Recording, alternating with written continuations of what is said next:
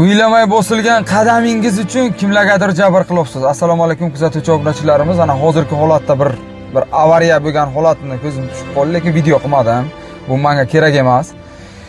Tez trassada besvetoforni peshxod turibdi. Peshxodga bir akamiz o'zi qadam qo'yibdi, illayda gayi bor, u kelayotgan, tez kelayotgan mashina u peshxodga kiryapti deyapti. Tangi tormoz beryapti, orqasidan ketirib bang uribdi. Bunga kim sababchi deb o'ylaysiz? Bunga albatta mana bu peshxoddan harakatlanayotgan fuqarolarimiz, aka-ukalarimiz bo'ladi. Ozgina bir kallani ishlatish kerak. Kelayotgan mashina tezligini hisobga olish kerak deb o'ylayman. Nima uchunki u kelayotgan qanday holatda kelyapti, ichida kasali bo'lishi mumkin, mast bo'lishi mumkin, devona bo'lishi mumkin. Siz sog'siz, tezlikni hisobga olish kerak.